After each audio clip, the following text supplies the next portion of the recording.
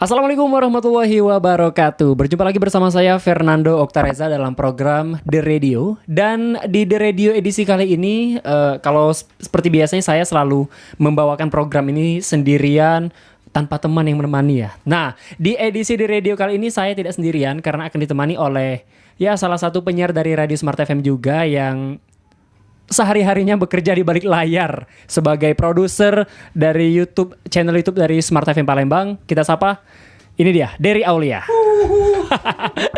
Apa lo teriak-teriak sini? Di sini.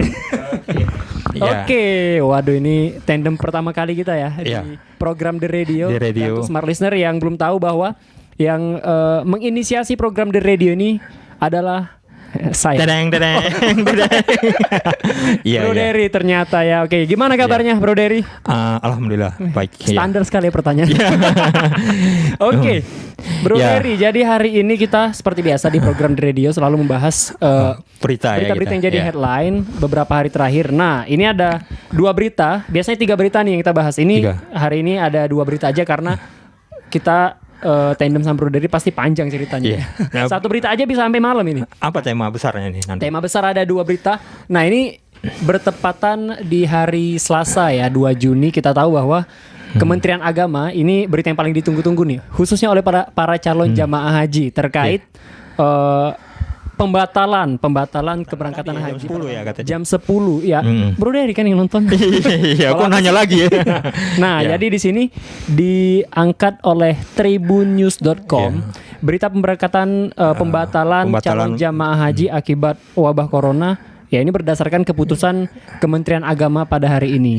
Dan sembari menunggu juga keputusan dari pemerintah Arab Saudi sebenarnya. Iya. Sebenarnya Arab Saudi tidak mempunyai keputusan menurut Menteri Agama tadi. Beliau bilang kerajaan Arab Saudi ini belum memutuskan bahwa penyelenggaraan haji tahun ini dibuka untuk umum atau tidak. Tetapi kita kan harus punya sikap juga memang, karena persiapan haji itu bukan seperti kita mau berangkat ke Jakarta ya sudah selesai, langsung berangkat beli tiket selesai, tidak kan.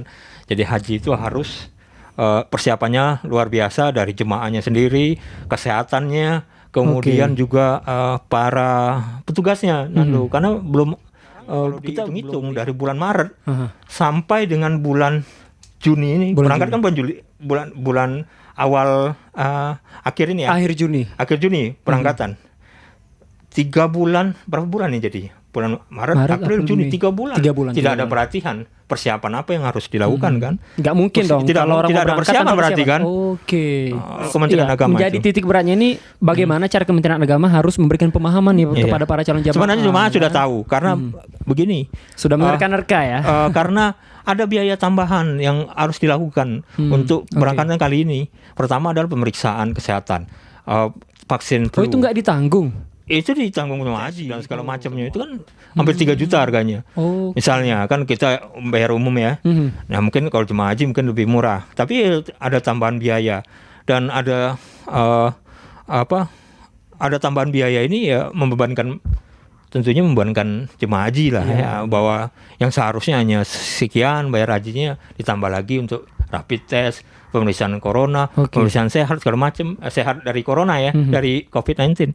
Nah, akhirnya keputusan Menteri Agama itu dilandaskan dari hal-hal seperti itu. Banyak pertimbangan ya. Dan tidak adanya keputusan belum memutuskan. Itu banyak dari intern dari Kementerian Agama, penjelasan Menteri Agama itu. Beliau tadi mengatakan mempersiapkan haji itu bukan seperti mempersiapkan orang berangkat seperti biasa, beda. Banyak ya banyak yang harus dilakukan. Saya rasa kita tahu bahwa keputusan ini bukanlah win-win solution, tapi kita harap para jamaah haji yang terbaik lah untuk masyarakat Indonesia yang mau berangkat haji. Bro Dery, kita tutup dulu pembahasan mengenai pembatalan jamaah haji ya. Ini berita yang cukup menyedihkan juga, tapi ini demi kemaslahatan umat sih. Nah, ini kita ke berita selanjutnya diangkat dari harian Tribun Sumsel.com. Ini pada Selasa 2 Juni 2020. PSBB diperpanjang, Wali Kota Palembang tegaskan siswa belum masuk sekolah. Jadi ini juga pertanyaan sudah ada kepastian bahwa akan diperpanjang bukan akan diperpanjang, diperpanjang. Karena sebelumnya surat edaran dari Bapak Sulinto Seolah-olah gitu. masuk tanggal 15 Juni. Iya, tanggal bener udah di fix itu. Udah fix tanggal 15 itu, Juni karena masuk. iya. Jadi Itu direvisi lagi ya. bener direvisi lagi mau nggak mau karena PSBB diperpanjang. Iya. Nah, ini yang jadi membingungkan sebenarnya. Kemarin sudah was-was Nando. Kita sebagai orang tua seperti anak Nando, anak saya kan saya mau bersekolah belum. Mau bersekolah akhirnya ragu. Ya kondisi sekarang kan begini. Ya sangat ragu sekali tuh. Bahkan ada wacana itu sekolah mau di Korea Selatan dan di Prancis itu sudah memasukkan siswanya itu ini lagi. Kembali diliburkan kembali. Jadi sia-sia saja berarti sebenarnya. untuk di tingkat sekolah memang sulit ya untuk penerapan kalau secara nggak salah seperti kita tahu benar ya. Anak-anak itu tadi buat pembahasan kita juga harus menemui KPAI, Komisi Perlindungan Anak dan Indonesia ya. Nah, dari pernyataannya beberapa waktu yang lalu KPAI itu melarang masih karena kondisi melarang ya? karena anak cicil ini kan susah diatur ya. Ikatan Dokter Anak Indonesia juga belum mengizinkan ya. Bukan mengizinkan, tidak menganjurkan. Tidak merekomendasikan supaya menganjurkan karena posisinya bukan mengizinkan dan merekomendasikan, tapi Indonesia ini menganjurkan supaya jangan dulu dibuka karena kondisi kita ini masih belum jelas. Iya. Sudah puncak atau belum? Masuk sekolah ini bakal dimasukin ganjil genap. Kayak ini kayak kendaraan di Jakarta gitu kan. Demi nanti kalau yang pas ganjil masuk hari genap kena tilang. Nah itu jadi agak membingungkan, tapi ini sama kayak pembatalan ibadah haji juga ya. Sama-sama demi kemaslahatan. Ya, ini sama pentingnya memang. Bener. Haji itu penting dan orang jadi mundur semua. Saya juga mundur Nando. Mundur apa nih? Pemberangkatannya harusnya tahun 8.000 tahun nanti. Tapi sudah tahun 2000 ya.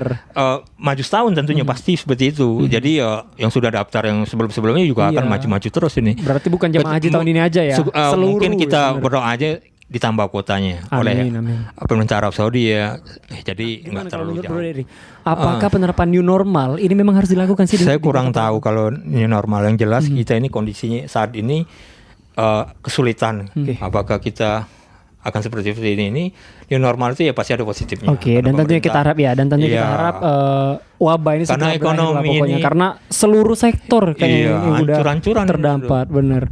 Bro Dery ini udah di akhir perbincangan kita udah lama banget. Saya seperti narasumber nih jadinya. Bener kan, baru 2 berita. Belum 3 berita ini nggak tahu sampai kapan selesainya ya. Nah, sampai sekarang ini. Baik, Bro Dery dan para penonton di channel YouTube Smart FM Palembang, sekian dulu di radio edisi kali ini. Baik Smart Listener, demikian saya Fernando Oktareza. Saya Dery Aulia. Pamit. Wassalamualaikum warahmatullahi wabarakatuh. Bye bye.